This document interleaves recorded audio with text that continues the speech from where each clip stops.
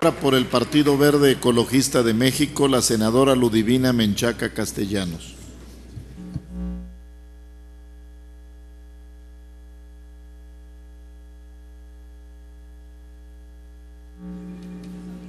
Sonido. Gracias, senador presidente. Senadores, senadoras, amigos y amigas que nos acompañan. Por supuesto, estando de acuerdo con los puntos de nuestro amigo que nos antecedió. La fortaleza de las mujeres, la tenacidad de las mujeres y la sabiduría de las mujeres son el recurso más desaprovechado de la humanidad. El desafío consiste en mostrar cómo este recurso puede ser utilizado de una manera efectiva que nos beneficie a todos y a todas. Michelle Bachelet, directora ejecutiva de la ONU Mujeres. Compañeros, este año celebramos el 100º aniversario del Día Internacional de la Mujer. Primera conmemoración que se dio, ya lo dijeron, en 1911, en Austria, en Dinamarca, en Alemania y en Suiza. 64 años después, en el transcurso del Año Internacional de la Mujer, las Naciones Unidas marcaron el 8 de marzo como el día para conmemorar internacionalmente a la mujer. Y hace un siglo, la igualdad entre las mujeres y los hombres, el derecho de la mujer al voto, a la educación o a tener un empleo y salario digno eran pues ideas muy lejanas a la realidad.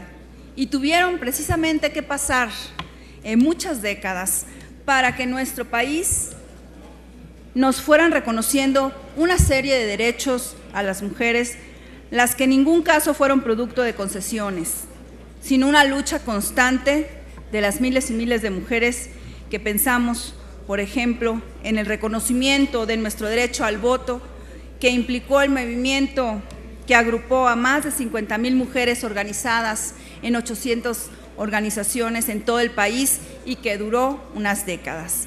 Lamentablemente, México no ha estado a la vanguardia en el reconocimiento de los derechos de las mujeres y es un tema que muchas veces no se toma en serio. Es un tema postergado por parte de los dirigentes de nuestro país muchas veces, por parte también de algunas comunidades, las que continúan considerando adecuado el que las mujeres estén subordinadas a los hombres. Pero, sin embargo, a lo largo de este siglo se han sumado cada vez más movimientos de promoción enérgica de los derechos de las mujeres, de nuestro empoderamiento. Poco a poco se ha sumado aliados para que hoy en día contemos con algunas medidas y políticas para que la mujer empecemos a dejar de ser vista como una ciudadana de segunda clase, como una ciudadana que necesita tutela por parte del Estado o del jefe de familia para tomar decisiones. Y pase a ser reconocida como una ciudadana con pleno uso y goce de nuestros derechos. A 100 años de distancia debemos reconocer los actos de valentía y de determinación de las mujeres en general que han llegado a desempeñar pues un papel extraordinario en la historia de sus países y sus comunidades. Y por ello celebramos, por supuesto, la creación del Museo de la Mujer, inaugurado en días pasados por el rector de la Universidad Nacional Autónoma de México y que cuenta lo que la mujer ha hecho para así hacer historia, para así ser reconocidas y para así ser protagonistas, para que se valoren nuestras acciones en todos los momentos de nuestra historia y que dejemos de estar en el olvido. Y en este año en el que las Naciones Unidas marcan este 8 de marzo bajo el tema la igualdad de acceso a la educación, la capacitación y la ciencia y la tecnología, camino hacia el trabajo decente para la mujer.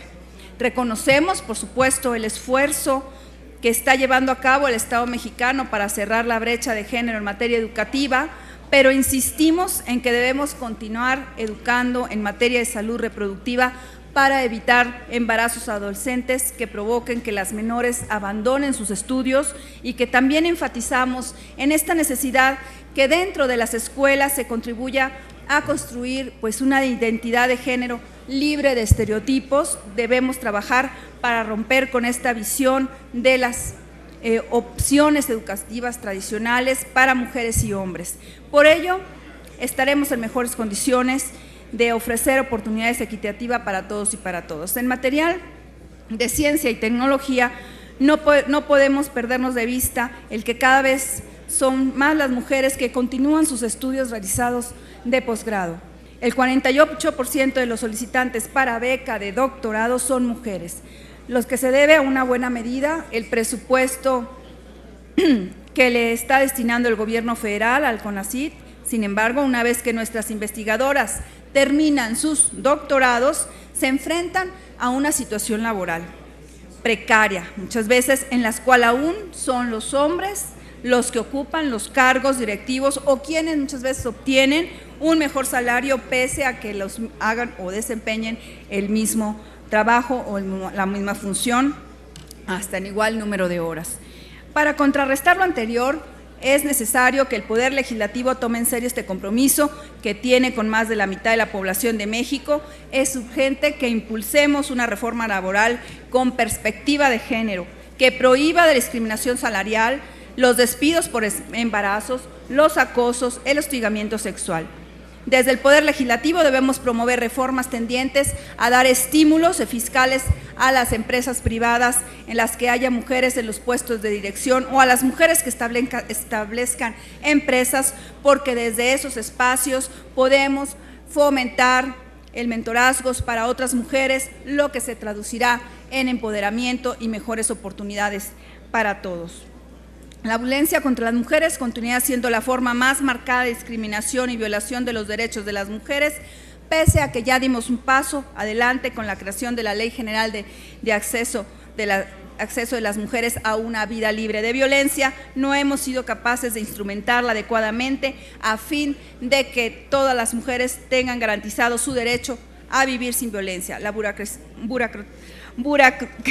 burocratización de los mecanismos que la ley prevé ha hecho que sea difícil hacer operable las órdenes de protección y declaratoria de alerta de violencia de género.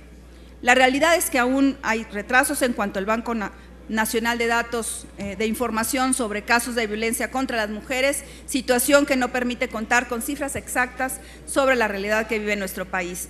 Sin las cifras es imposible impulsar las políticas públicas que permitan realmente combatir e incluso frenar la violencia hacia las mujeres.